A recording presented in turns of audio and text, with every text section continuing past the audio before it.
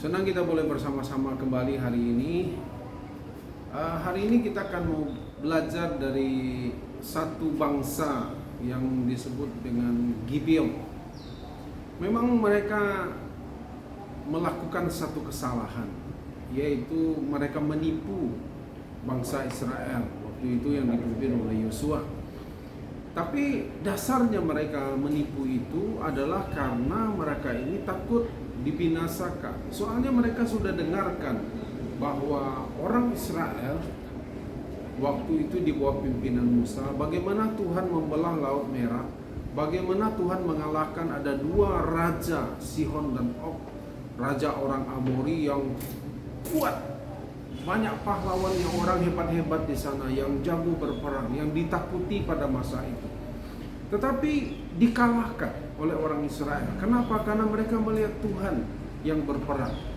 Dan mereka bisa dengar, padahal mereka berada dari jarak yang cukup jauh. Mereka mendengar bahwa Tuhan sudah berfirman kepada Musa,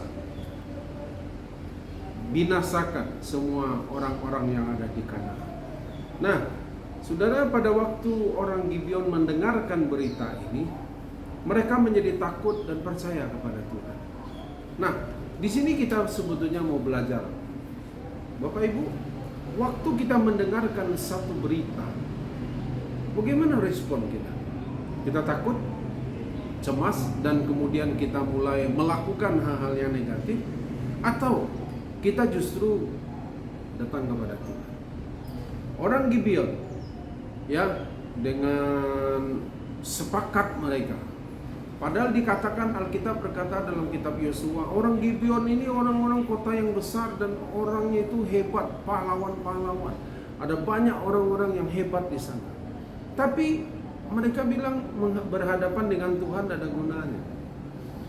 Dan kemudian mereka menyerahkan diri mereka kepada Tuhan. Dan akhirnya mereka diselamatkan.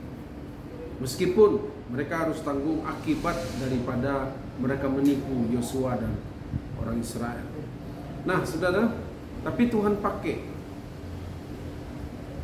hati mereka yang mencari Tuhan, yang itu membuat akhirnya mereka menemukan Tuhan. Dan satu hal yang hebat dari bangsa ini, ratusan tahun kemudian, pada waktu dia punya kesempatan, Raja Nebukadnezar datang menghancurkan mereka, bangsa Israel. Dan harusnya waktu itu orang Gibeon yang jadi hamba, jadi tukang belah kayu, tukang timba air bagi rumah Tuhan dan bagi umat Israel. Waktu itu mereka punya kesempatan untuk membebaskan diri, melepaskan diri. Mereka kembali bisa menjadi satu bangsa. Tapi mereka tidak lakukan. Dari mana kita lihat? Pada waktu kemudian, waktu Nehemia membangun tembok, bagaimana kemudian dikatakan di salah satu bagian dari tembok Yerusalem yang runtuh itu dibangun oleh Gibeon, orang Gibeon. Dia bertahan hidup setelah hampir 1000 tahun, tetap percaya kepada Allahnya Israel. Bagaimana dengan kita? Apakah kesulitan membuat kita meninggalkan Tuhan? Apakah kemewahan membuat kita meninggalkan Tuhan? Atau apakah karena ada tantangan kemudian kita tinggalkan Tuhan? Tapi orang Gibeon membuktikan dia setia sampai akhir hidupnya. Dia tetap bertahan dalam kesetiaan. Ada godaan, dia bilang enggak.